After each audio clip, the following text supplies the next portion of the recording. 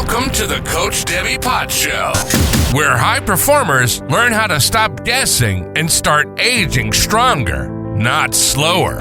Your host is Coach Debbie Potts, functional diagnostic nutrition practitioner, metabolic health coach, and host of this show.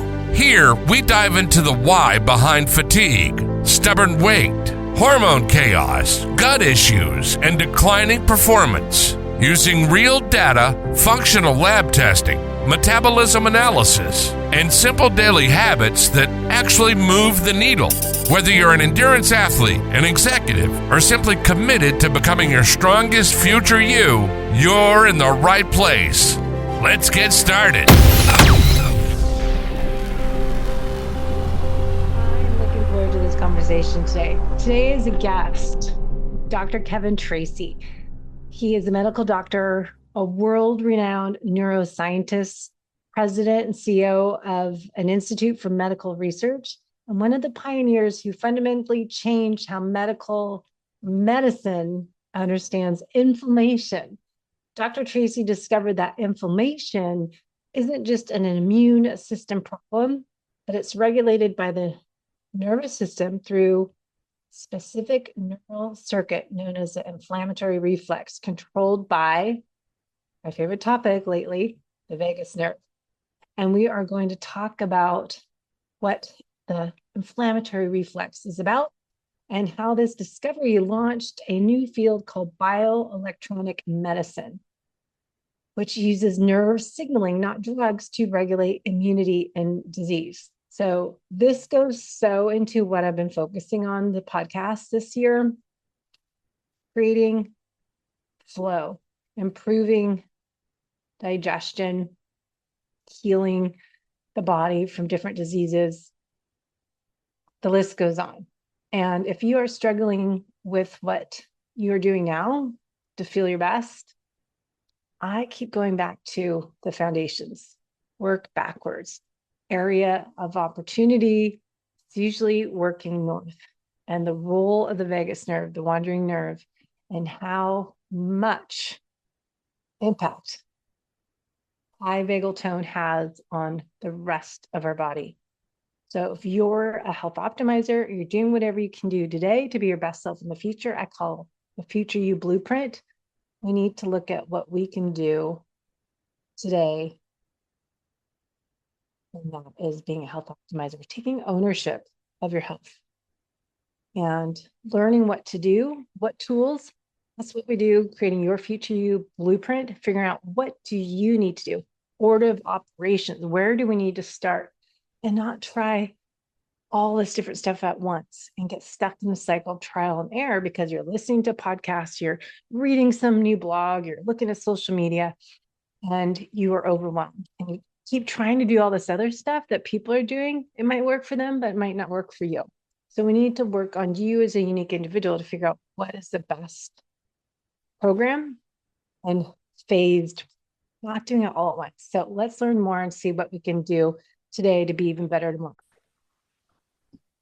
All right, Dr. Tracey, thank you for coming on the podcast where I'm on a mission to help people be fit and healthy from the inside out at a cellular level. And we're going into beyond the cellular is the nervous system, having good resiliency, which is my word of the year. So I'm very happy that your team reached out to have you come on the show and share your book and your knowledge. And you have done a lot in your career. Thank you. Well, first, let me thank you for having me on. It's great to be here, Coach. Yeah. Well, talk about you. I just did a little intro before you came on. You're a neuroscientist, creating some products and looking at what I think is fascinating, as everyone that listens regularly knows. I've been talking about the vagus nerve for a long time, but just what no one really talks about the nervous system. And we'll talk today about the inflammatory reflex and how that's controlled by the vagus nerve. So kind of tell us about how you got into working in this bioelectronic medicine and wrote this book, The Great Nerve. I am a neurosurgeon by training, but as a scientist, I've been combining my interests in neuroscience and immunology. And that's because for all of my career, I've been fascinated by the problem of inflammation. which your listeners, I know, think about a lot. We all do, because inflammation has a role, some type of role in many, if not all, of the diseases that account for 2/3 of the deaths on the planet Earth every year. So if you look at WHO statistics, 60 million people die of conditions like heart disease, metabolic syndrome, diabetes, obesity, stroke, cancer, Alzheimer's disease, neurodegeneration. And these conditions all have in common the fact that inflammation can either cause them or make them worse. And so this dual career path I've been on for the last 35 years or more has combined a study of the brain and the nervous system through neurosurgery and the studies of how inflammation works through my work in the lab and in clinical trials. And they really came together because what we discovered is that signals traveling up and down in the vagus nerve from the body to the brain and the brain to the body not only control your heart and your heart rate variability and your lungs and your pancreas and other organs, but these signals can also control your immune system. And in fact, these signals have a crucial role. These vagus nerve signals have a crucial role in stopping inflammation. Like the brakes in your car slow down your car, the signals in the vagus nerve can actually slow down inflammation. And that's been a game changer.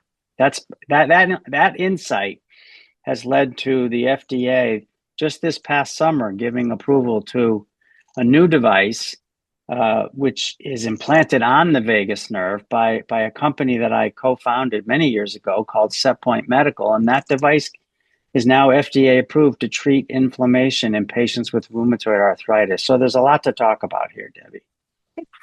That will start originally for epilepsy seizures to have the implant of stimulate the vagus nerve. Back in the 1990s, that's exactly right. The first FDA-approved use of vagus nerve stimulation was for patients with epilepsy. Some of this is very serious condition.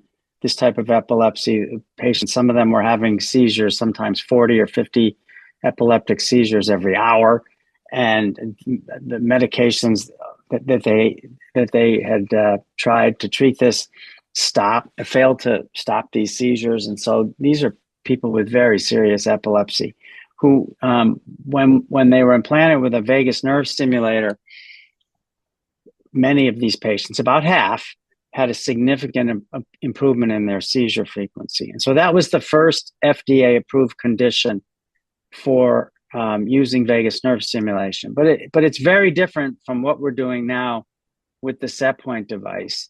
The vagus nerve stimulation protocol is that the device delivers electric current into the vagus nerve for 5 minutes at a time. Then there's a 5-minute pause, and then it goes again for 5 minutes. And that's 24 hours a day, 365 days a year. In the SetPoint therapy, pulses of current are sent in for 1 minute a day, and that's it. And that's a sufficient amount to reset the inflammatory response and give relief to many of these patients with rheumatoid arthritis. So that it started with epilepsy. The second FDA-approved condition was for depression, because it turned out that many of the people who were being treated for their epilepsy noticed that the device made them happier, made them feel better, and that led to clinical trials in depression. And once again, that works at about half the time. About half the patients treated for severe treatment-resistant depression get improvement from the device.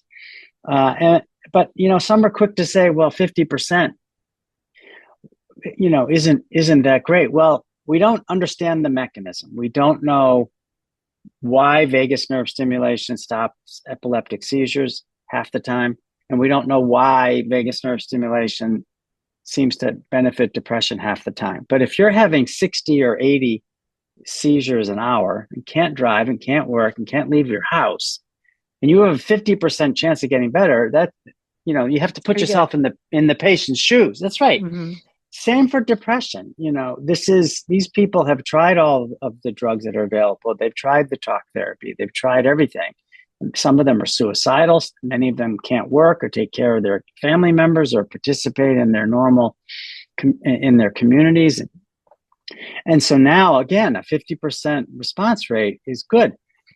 The difference from epilepsy, depression, and inflammation is that after 20 years of studying the mechanisms of vagus nerve signals to the immune system, we really do understand the mechanism. We can trace the signals from the brain to the abdomen to the spleen.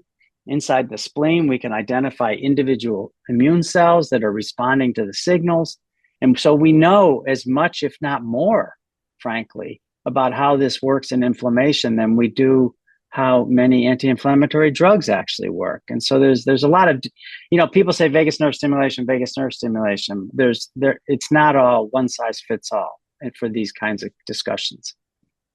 So just to go backtrack, to summarize, if people are not familiar, the vagus nerve, you talk about in the book too, the great nerve, how the vagus nerve, everyone says the communication, the superhighway between the brain, the immune system, and the gut and the organs, and how to restore signaling can unlock the body's own innate healing capacity. And what I keep talking about learning, if our body doesn't feel safe, it doesn't heal.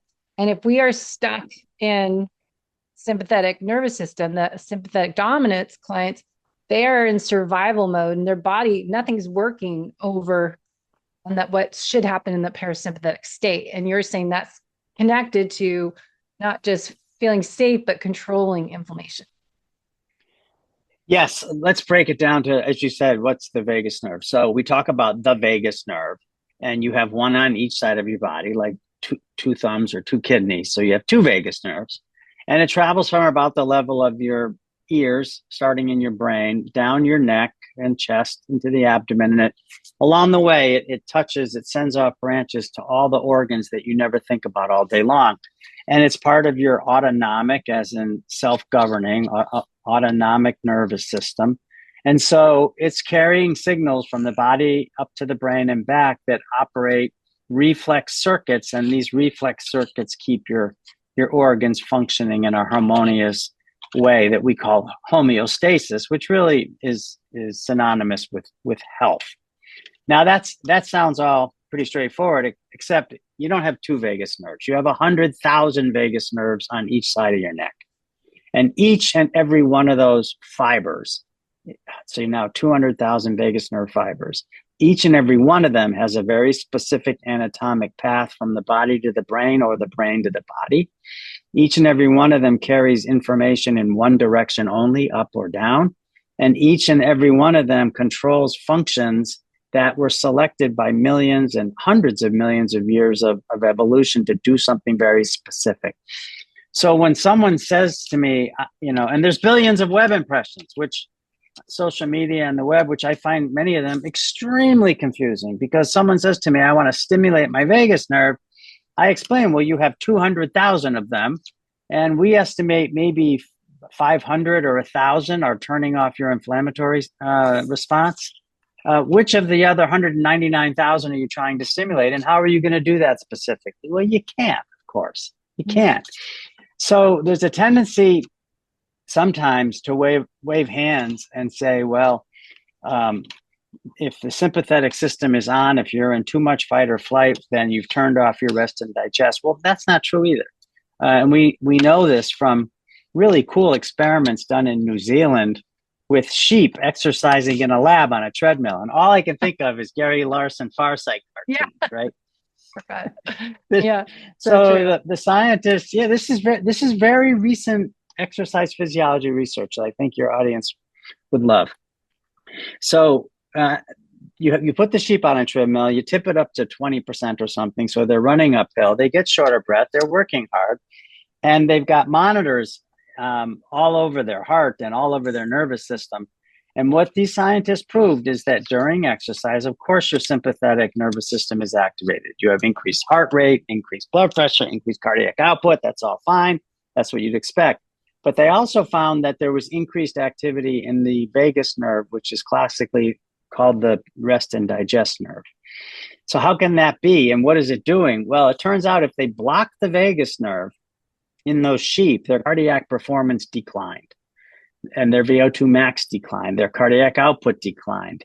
So what you have when you exercise is actually you're exercising both fight and flight and rest and digest, but they work, as you might imagine, in harmony, in symphony.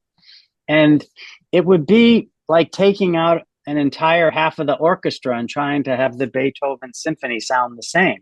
You need all the instruments doing their part in a very complex sort of melody to have it all work. And that's what's happening with sympathetic and parasympathetic balance. This is true in exercise. It's true in other conditions of stress and relaxation. So the real opportunity going forward, and we're doing this in not only in my lab but in labs around the world, is to actually ask the important question: what does each and every individual fiber of the vagus nerve do? And we're working through that now in mice, and someday we'll have the answers in people too, and that will be really useful. Crazy. Well, as I said, I've been very interested in the role of the vagus nerves for years, and I think we started with heart rate variability training back in 2010 and learning more about that. But how do you find people day to day measure, is heart rate variability a measurement of our vagus nerve, that vagal tone? It depends. So if you had to bet the farm on one measure that was the best predictor of vagus nerve output, most people would say today the safest bet is resting heart rate. So if you look at again, 200,000 fibers in the vagus nerve, maybe several hundred, maybe 2,000 of those fibers have something to do with controlling the signals that go to your heart that establish the rate of each cardiac contraction or establish how the electrical signals flow around the heart as part of the EKG response. If you look at resting heart rate and it's low, that means that you have some amount of vagus nerve activity, because when you stimulate the vagus nerve branches to the heart directly, heart rate slows. So that's pretty concrete. When you move to understanding vagal tone as measured by heart rate variability, it gets really complicated really quickly. So I think everybody should understand heart rate variability is calculated from algorithms based on very, very sophisticated mathematics like Fourier transformations and other statistical models. But the raw data is simply the time between individual heartbeats. So if you measure in milliseconds the distance between individual heartbeats, you'll see that it varies. And because, as I just said, when you stimulate the vagus nerve fibers to the heart, it prolongs the time to the next heartbeat. The more times the vagus nerve is sending that signals, the more variation will occur in that heartbeat. But as you referred to earlier, there are other forces acting in opposition to that. And one of those major forces is the input from the fight or flight response, the sympathetic side of the nervous system.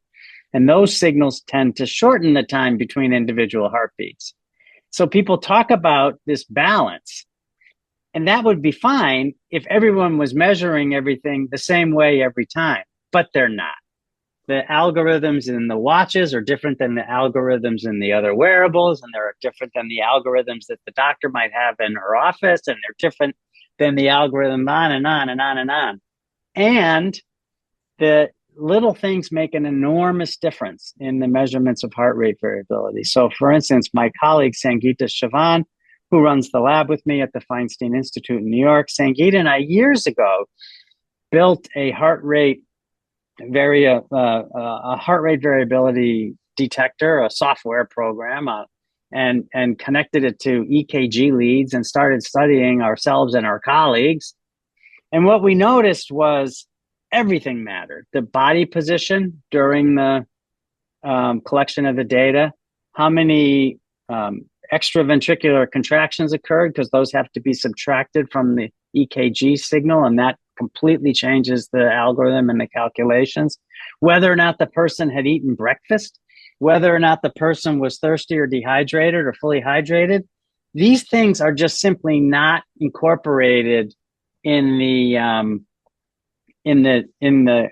devices that people are commonly using at home and in the gym. There's just no standardization of it. And so at the end of the day, what do we know? Well, we know the vagus nerve slows your heart rate. And we know, here's the good news, that if you look at populations and ask what is the single predictor of all-cause mortality for the survival of that population, it's a slow heartbeat. So a slow resting heart rate in the Framingham heart study was associated with longer survival of that population. And in an even larger study out of France, those findings were replicated. So do I exercise regularly to try to keep a high heart rate variability? Yes. Do I try to have a balanced diet and watch my weight and try to have a low resting heart rate by avoiding unnecessary stress and anxiety in my life? Yes. Do I know how it all works? Does anybody know how it all works? No. So interesting. Well, I find that when I'm working with clients to help them live their best life and figure out what's going on, work on more root cause, and it always comes back when we work backwards to, gut issues or, hormones out of whack, whatever it might be. I keep coming back to the vagus nerve and also flow in the body. So we have good lymphatic flow, the good fascia, good blood flow, and the vagus nerve is that conductor to create metabolic harmony in the body. So how did you come into looking at the body to create metabolic harmony? I guess we'll say that again, to look at the connection of inflammation. If a disease is related to chronic inflammation, and instead of looking at the gut health, immune systems, mostly in the gut, we're working on fixing the gut first to fix all problems. But as I said, I keep working backwards. It's not just the gut. What happens before that? All right. What happens before the stomach acid? What happens before that? And I get back to the vagus nerve. So what have you found with inflammation and the vagus nerve connection? You're right. It's all connected. And I, as a neurosurgeon studying inflammation for 30 plus years, it would be a good story if I said that grandma came to me in a dream and she said, look at the vagus nerve. And that's not what happened. What happened is equally interesting story, I think, is we had a surprising, it wasn't an accident, but it was a hugely unexpected experimental result in the lab. And we were studying inflammation in the brains of mice and rats. And we were interested in developing a drug that we had made as an experimental drug. And we were interested in using it to stop the inflammation in the brains of these animals because we had given them a stroke, and we wanted to reduce the inflammation, which would reduce the damage of the stroke. And that all worked, and it was very interesting. And we thought we might be able to develop this drug for patients with suffering from a stroke. And so we're working along on this for quite a while. And one day during one of the experiments, we noticed that when we put the drug in the brain of the mouse to stop the inflammation in the brain, it also stopped the inflammation in the body of the mouse. And this was quite surprising and inexplicable because we weren't putting enough of the drug into the brain to have it saturate and be effective in the body. We were putting in teeny amounts in the brain, which would just work in the brain, but somehow the brain was therefore sending signals to turn off inflammation in the body. And it took us months to figure this out because there was nothing in the literature, nothing in the library that would suggest how the brain would stop inflammation in the body. And it turned out when we cut the vagus nerve, stopped the signaling in the vagus nerve in those mice, that the inflammation now was no longer blocked by the brain, by the drug in the brain. And so that was the sort of eureka moment. I joke in the book, nobody in the lab says eureka anymore. What we actually say is, holy shit. And that's exactly what we did say, because that we knew, and as soon as we realized that the vagus nerve was acting like the brakes on your car to stop inflammation, this was back in the 1990s, I wrote on the back of a napkin, this should be possible then to target the vagus nerve with a device, an electrical device that would take the place of powerful immunosuppressive drugs. And I even made the prediction that this device would not cause immunosuppression because evolution doesn't select mechanisms that have serious side effects. And immunosuppression is a serious side effect. Evolution selects mechanisms of nervous system balance of organs in a way that adjusts around a healthy zone, not 0 or 100, not all the way to the pedal to the metal or full stop. And that's exactly how it's turned out to be. We now can see that by targeting the vagus nerve in patients with rheumatoid arthritis, it's possible to slow down the inflammation enough that the patients are not getting immunosuppressed, but they are getting relief from their rheumatoid arthritis. And these are patients who are not getting relief from all the available drugs. So it's a big advance. Does that go for all autoimmune diseases, other chronic diseases? Are you looking at? So that's what everybody's talking about, right? I mean, that's contributing to the billions of web impressions. You've got the other autoimmune diseases. You've got lupus. You've got inflammatory bowel disease, multiple sclerosis. You've got Sjogren's syndrome, and on and on. And we could talk about, you have long haul COVID. You can talk about all these things. And in some cases, we have lots and lots of data suggesting, giving hope. And in other cases, they're earlier days and we have more work to do.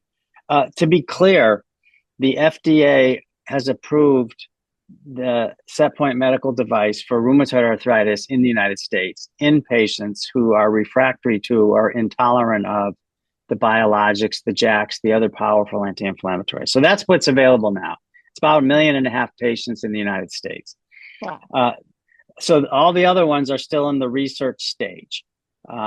Multiple sclerosis is going to probably be the subject of a clinical study soon, because the laboratory data, the animal and preclinical data are quite strong.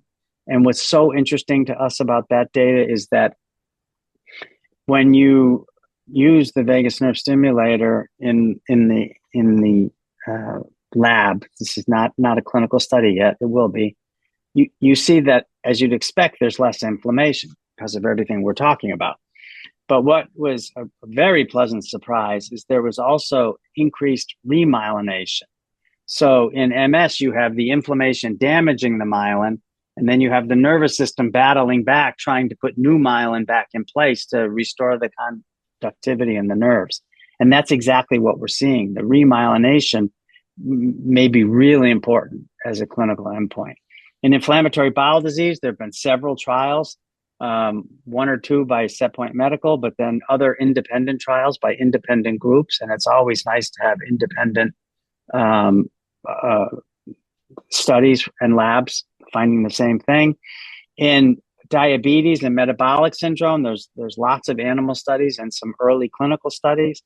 And there's people talking about diving in to have a better understanding of these vagus nerve mechanisms in conditions like Alzheimer's disease, cancer, and heart disease. So you're going to see a tremendous amount of interest in this in the coming years. So you put together this research, found out the role of inflammation in the vagus nerve. You call it the inflammatory reflex. I want to dive into this because I find this interesting in what I've been looking into. Talk about it.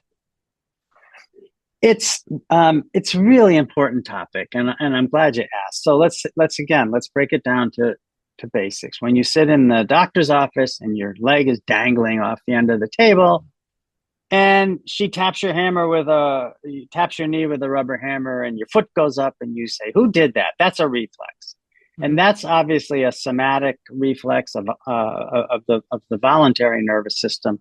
The muscles you're aware of and use to walk and chew gum and play the piano. So that's what a reflex is.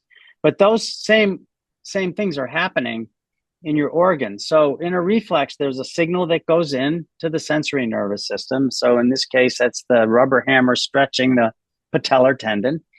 And that information arrives in the central nervous system, the spinal cord of the brain.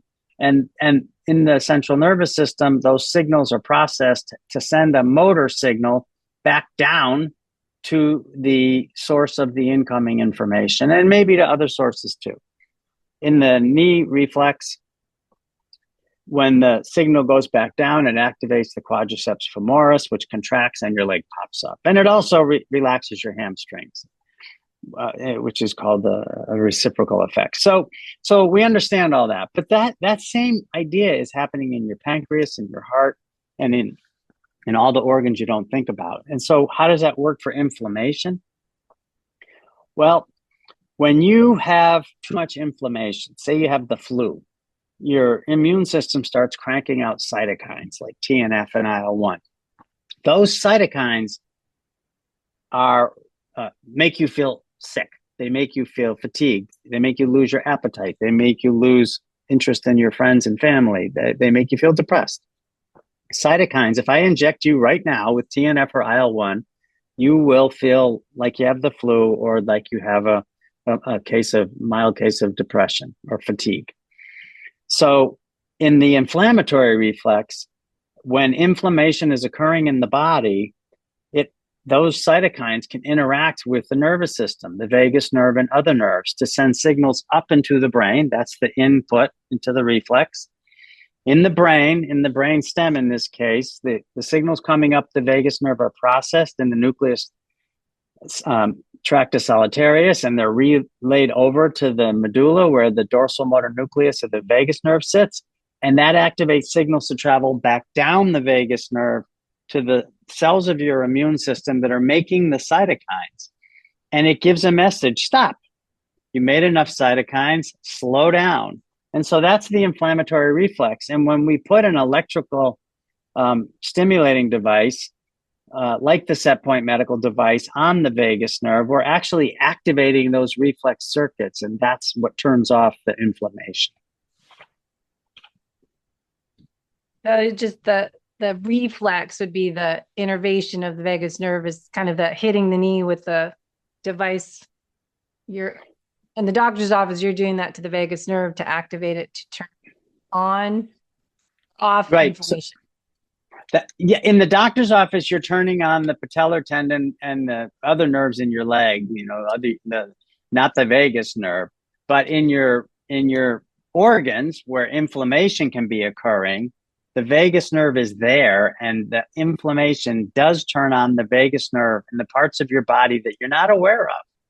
And those signals traveling up and down the vagus nerve reflexively control how much inflammation is occurring in your body.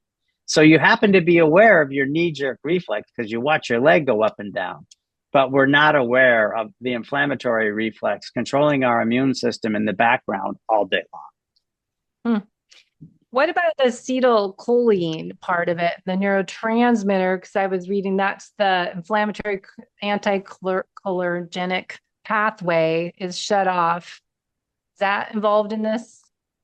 100%. So the vagus nerve, all nerves, nerve fibers, nerve cells that are activated electrically will secrete at the end of the line, at the end of the nerve, called the axon. They will release a chemical called a neurotransmitter. And different nerves release different kinds of neurotransmitters. The major neurotransmitter released by most vagus nerve fibers is acetylcholine, which happens actually to be the very first neurotransmitter ever discovered back in the early 1900s. And what acetylcholine does is it travels from the end of the vagus nerve where the signal terminates across a short distance called a synapse to the cell that the acetylcholine is controlling. And so what you really have is you have an electrical signal coming down the vagus nerve, which is causing the release of acetylcholine, which is the chemical signal that actually turns off the inflammatory cells. So you're sitting there's a white blood cell like a macrophage or a monocyte, and it's cranking out TNF and IL-1, and that's That's what makes you have pain in your joints or makes you feel fatigued as part of cytokine storm. And along comes this vagus nerve electrical signal, releases acetylcholine, and the acetylcholine interacts directly with that macrophage or that monocyte to turn off the production of the cytokines. I left out a few steps for simplicity, but at the beginning of the line is the vagus nerve electrical activity, and at the end of the line is the acetylcholine turning off the monocyte or the macrophage. And then what do you find the reasons for this not functioning at optimal level and the body not doing what it should do? Yeah, this is a $1 billion question, right? so I think there's a tendency, not by you and your audience, but by some online to say, well, the vagus nerve is important. It stops inflammation. Everybody should do a few more push-ups and all disease would be cured. Well, I'm sorry, but if it was that easy, people with serious rheumatoid arthritis or other conditions, believe me, they've tried the push-ups and they've tried everything else in many cases. As you know some of these people. So what's wrong? Is it possible, to reframe your question, is it possible that some of these cases of uncontrolled inflammation are because the brakes have failed, that the vagus nerve signals in that person are not working properly? Well, the answer is a definite maybe. And we've seen evidence in some conditions where this is certainly true. And one of the most dramatic examples was actually, again, was COVID. So near the tail end of the sort of global pandemic, a very important study came out of Spain. And it was an autopsy study looking at people who had died from COVID.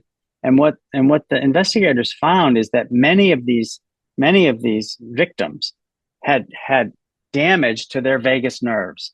And they looked in the vagus nerve and they found the virus. And they looked in the vagus nerve and they found inflammatory cells. And so here you have people who are dying with evidence that their brakes had failed. And the question really comes immediately, two questions. Did that contribute to their death because they couldn't control their cytokine storm? Maybe. And the second, equally important one, and this is important to millions of people walking around today, is that a contributing cause or the cause of long haul COVID, which is characterized by autonomic dysfunction, damage to the vagus nerve or the sympathetic nerves, and it's characterized by excessive inflammation, where you would, in this case, say, well, if the virus damaged the vagus nerve, you're going to have POTS and you're going to have other autonomic problems. And if the virus damaged the vagus nerve, you're going to have too much inflammation. You're going to have the pain, you're going to have the fatigue, you're going to have aches and pains, and you're going to have evidence of damage to your organs. And that's exactly what we see. So these are really important questions. We don't have simple answers yet. What I like about these kinds of questions, and I sometimes there's too many answers online, not enough caveats or questions. But these questions frame testable hypotheses. These questions can be studied. They can be studied in clinical trials. They can be studied in the laboratory. And one of the reasons I wrote the book, The Great Nerve, was to sort of issue a message of hope, because there is hope. We see now people getting better from all this work, and a call to action, which is we really have to double down to learn everything we can possibly learn about all these things, because the more we learn and the more we can represent what the real mechanisms are rather than waving our arms, the more people will be able to help. Yeah, it's always going back to the chronic inflammation, but do you feel that people are not correcting the why behind that correctly, that's causing more and more chronic inflammation related to chronic diseases? The root cause hasn't been addressed until working on this perspective. I think, well, this is one perspective. I'm not arguing that it is the root cause for all autoimmune disease. And I think yeah, exactly. I think in medicine, you often have, say you have 100 people with rheumatoid arthritis and they've all been diagnosed.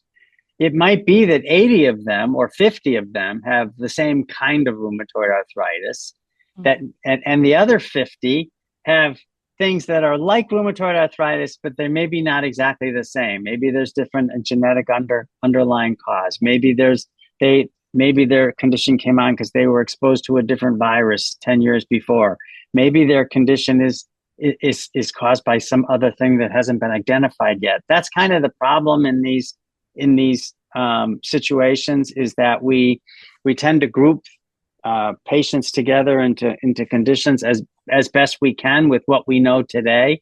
But sometimes as we learn more, we realize there's more different groups. So with that being the caveat, I think there is, as you said, an enormous opportunity to dive deeper into this and ask more questions about what conditions does the function or dysfunction of these vagus nerve signals to the immune system contribute to what diseases, because the more we learn about that, the more opportunity there might be to help people. And then it's why is it, as you said, genetics. We can look at the different methylation pathways if genetic SNPs in there. Is it to do with trauma growing up, and all the contributors to filling up that beaker of chronic stress that just accumulates? Like, why do certain people have these different diseases that others might not? Their beaker of stress just is overfilling, and they're in that chronic stress mode and they just don't feel safe. So they're in that survival mode. And then you tie in the cell danger response theory. Yeah, you're absolutely right. There's a lot of theories, and they're all speaking, many of them, not all, but many of them are speaking to the idea that Plato gave us, right? If you want to heal the body, heal the soul. If you want to heal the soul, heal the body. And so I subscribe to the idea that it's all the same thing, because at the end of the day, every nerve in your body is connected one way or another to every nerve in your brain. So it's one network. The question is, if you're a particular patient with a particular ache or pain in your one big toe or in one elbow or in one ear, how do I apply that to me to alleviate my problem? And we don't have all those answers yet. But I think the evidence for the theory being correct is overwhelming. So, I mean, there's the famous studies of elderly graduates from I think it was Princeton, but it might have been another school, whose salivary cortisol levels correlated to the inversely to their father's income when they were like 5 years old or 7 years old. It's incredible, right? So the brain and body exposed to stress at a very young age retain that as the baseline stress response for 70 years. And so where does that live? Is that in the adrenal gland? Is that in the pituitary gland? Is that in the brain? Is it in all of them? We don't know, but there's evidence that the accumulation of stress will have a measurable effect on the hormone system, which of course then has a measurable effect on every organ in your body. So there's that. And then you've got the evidence we just talked about, that damage to a vagus nerve can be direct. It can be from a COVID, a viral infection, or trauma. It's not usually trauma. If you traumatize your vagus nerves in your neck, you're probably not going to survive that.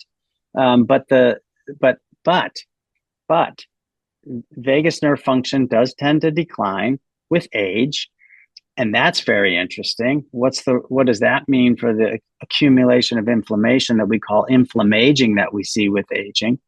And we and others, several groups now, have reported the effects of heart rate variability in relatives, siblings and other relatives of patients with rheumatoid arthritis. And the question goes back to, is the vagus nerve system failing before the arthritis even occurs? And what several groups have reported, including my own at the Feinstein, is that there's evidence for using heart rate variability as this surrogate marker of vagus nerve activity, that heart rate variability is declining in relatives of rheumatoid arthritis patients who are at risk for getting rheumatoid arthritis. And this happens before they have any signs of arthritis. So it really begs the question, is the nervous system by failing to suppress inflammation actually upstream of the onset of the cause of the arthritis. And these are all things that can be studied. We don't have simple answers today. Well, I find as I go into root cause and being a health investigator is looking at the why and going deeper, as I said, and keep going deeper, deeper, deeper, and ending up looking at how to help a client feel better in the order of operations. A lot of people just start fixing the gut and do these protocols and do detox, or people are starting taking hormone replacement or peptides and whatever else. They're putting all this stuff in. And I feel that we need to start first, work north, work our way south, and create kind of this, I call the flow foundational approach, and get the vagus nerve needs to be first. Do you find that? And getting people to know, in order to fix this part, we got to start up here, is what I kind of hear you saying. I think we're not going to get, I don't think you're going to get among the medical community. You may be correct, but among the medical community, we're not going to find the evidence in large, well-designed, sham-controlled, randomized clinical trials to answer the questions. That's the problem. Some people are quick to say, "Oh, well, you're opposed to." I'm not opposed to anything, but doctors and many healthcare professionals have to be held accountable to whatever malpractice courts, their the ability to maintain their practice, the ability to maintain their license. There are serious accountability issues in the practice of medicine, and so the solution for that is that doctors tend to make their decisions on treatment protocols based on large randomized clinical trials that have been replicated, not a one-off, and usually that have been sort of reviewed or acknowledged or recommended, if you will, by the physician professional society of that specialty.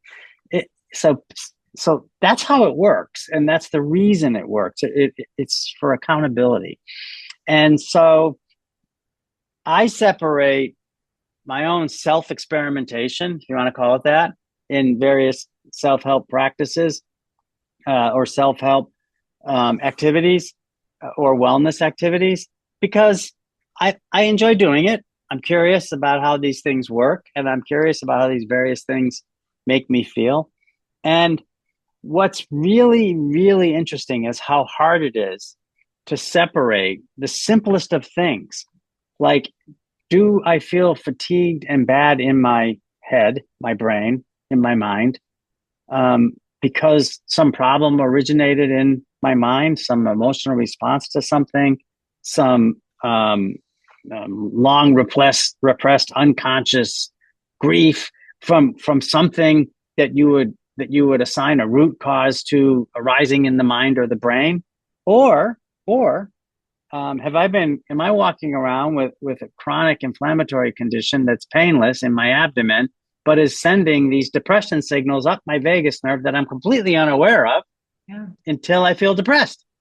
So how do you sort that out? We don't have the knowledge, we don't have the tools, we don't have the imaging devices. So we end up with lots of theories, bottom up or top down.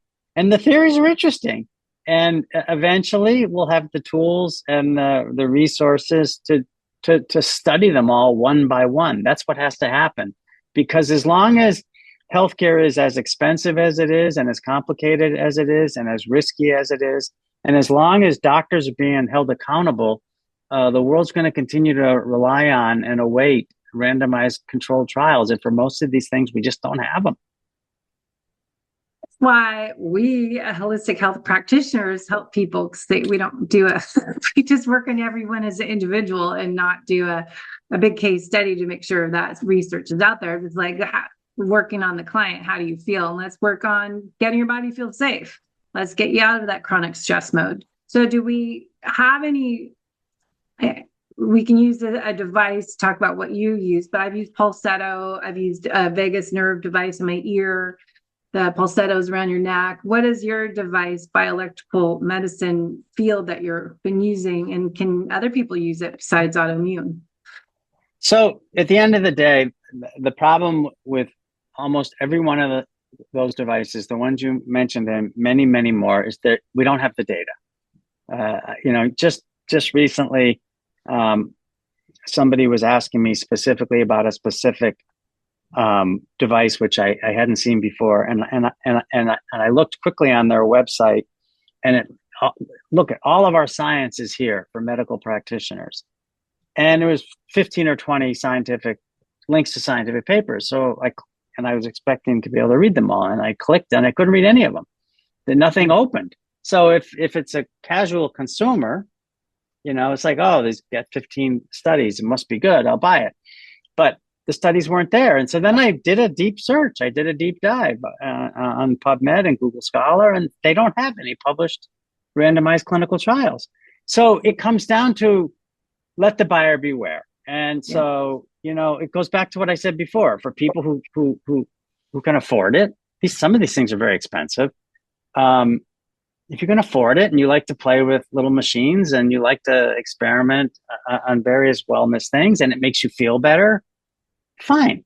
But what's wrong about it, frankly, is representing the science as something that came out of, say, my lab or some other lab and is accepted because the work from my lab and from SetPoint that sells the FDA approved product based on clinical trials of 250 patients, 242 patients, it's not the same as these over the counter things for which the data aren't there. So if the data aren't there and you're raising, sort of hope and promise in the minds of in the minds of a patient or a customer, and they're spending their last dollar and they expect to get better because they believe this has been proved, there's a lot that can go wrong with all that. So it is let the buyer beware for all those things, unless it's FDA approved for a specific indication that it says on the label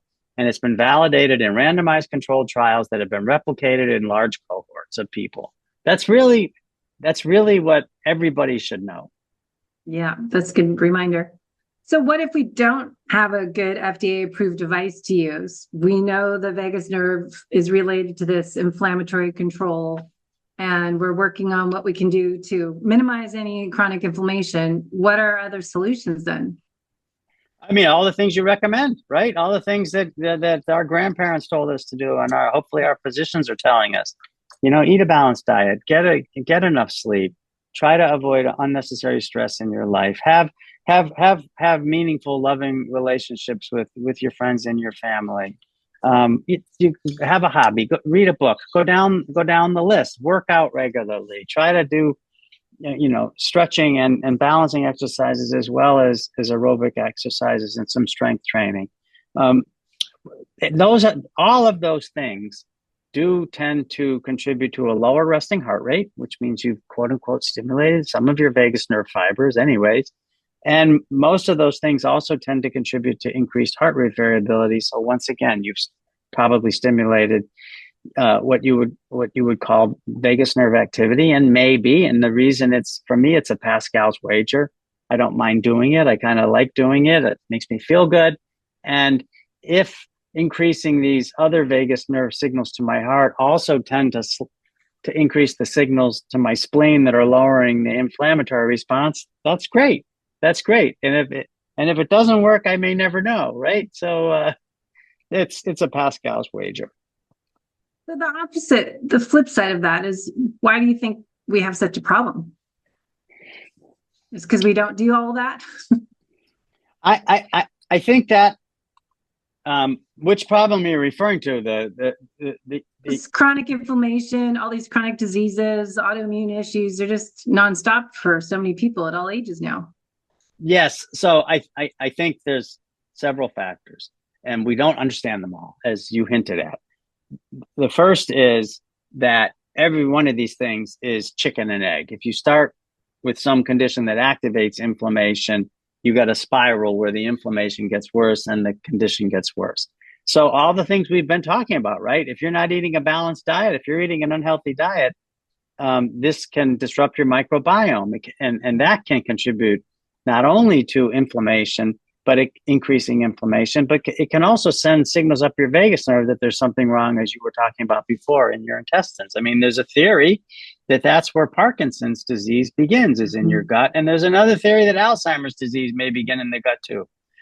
These aren't completely proved, but there's lots of evidence in laboratory studies supporting those ideas, and people are looking at it. You can go right down the list. A lot of cancers are caused by inflammation. Well, what drives the inflammation that causes the cancer? Well, is it diet? Maybe.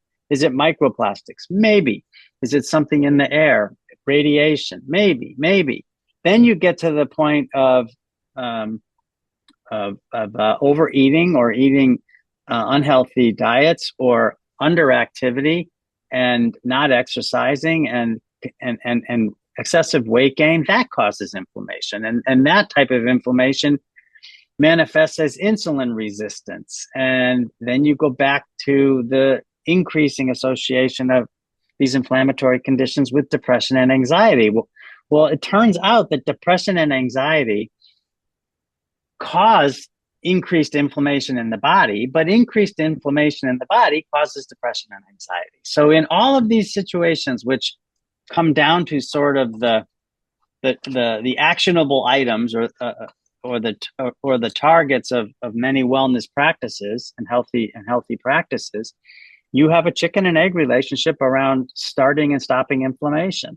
And the idea that every patient is different is really important, but it doesn't mean we can't break down the individual causes and study them one at a time and get a better handle on what's causing what. We're doing this in laboratories now. Someday we'll be able to apply it much better into clinical trials. So, future medicine, what would you like to see happen? What's your dream? My dream for what kind of medicine? Future of medicine, how to help people feel better. Well, I think the future of medicine is already happening with what we're talking about today. I think there are people walking around, and I've met many of them, who have a vagus nerve device implanted in their left neck. It's about the size of a fish oil pill. And some of these people have now no symptoms of their rheumatoid arthritis, despite years of injecting themselves with biologics that didn't work. I've talked to people who were nearly bankrupted by trying to pay for their medications on a monthly basis that didn't work. I've talked to people who got very sick and hospitalized from the side effect of those medications. And now I've met people who don't need those medications, and they have no signs or symptoms of arthritis. So, I mean, that's happening. Is that going to be the case for everyone with rheumatoid arthritis? No, it won't. Nothing works in 100% of people. But I estimate that somewhere between 75 and 85% of people who are eligible for this implant will have some noticeable clinical benefit, and many of those people will have significant clinical benefit. So that makes it all worthwhile. I think that idea will, as we talked about before, it will be tested in other serious medical conditions. And I'm quite confident from looking at the mechanistic data in the laboratory for years and years and years, for 20, 25 years, that it's going to work in some other conditions. How long that will take? Will it take 1 year or 5 years? And how quickly will the medical societies and the healthcare systems incorporate it into the regular practice? I hope it's quickly. Time will tell. That's why I wrote the book. I wrote the book to explain all this and to try to shorten the timelines and get this out there to people that can help. And meanwhile, back in the lab, we're on to the next thing. So it's all good. Well, where can people find your book and learn more about your product? Oh, that was a setup, right, Debbie? Everywhere books are sold. You can get it anywhere. The book's available everywhere. For those who have rheumatoid arthritis and are not responding to available medications, the first place they can stop is at the SetPoint Medical website. SetPoint's in the process now. It's only been since last summer, so they're in a rollout phase and a ramping up phase. It's not available everywhere yet. For patients in the greater New York area, we do have a Center for Bioelectronic Medicine at Northwell Health that we opened to provide this service. And that's easy to find on the Northwell Health website under bioelectronic medicine. We'll be sure to put everything in the show notes. People can look at that more, because I think this is just such a fascinating area that you've been in a long time, and it's finally getting out to the masses, but understanding what's truth, right? There's a lot of things that you said do not work, and you got to look at the claims and look at the research behind it, if it's FDA approved, and learn more if it's really ethic, if it's going to do the job. But I think it's looking at the lifestyle habits too. When people are struggling, not getting results with what they're doing now, let's dig in deeper and calming this vagus nerve, or getting it stronger, I guess, too, to help the inflammation in the rest of the body. Exactly. Yes. Good. Well, thanks for everything you're doing. I can't wait to read the book, and I look forward to seeing your progress and changing the world in autoimmune diseases and more. Thank you, Debbie, and thanks for having me on. Thanks for listening to the Coach Debbie Pot Show. If today's episode sparked a light bulb moment, that's your sign to stop guessing and start building your personalized future you blueprint. You can learn more or book a discovery call at www.debbiepotts.net. Be sure to follow the show on YouTube, Instagram, and Facebook. Just search Coach Debbie Potts. 2 T's. If this episode helped you, please subscribe, rate, and review. It's how we help more people age with strength, energy, and clarity. Until next time, remember, age is inevitable. How you age is not.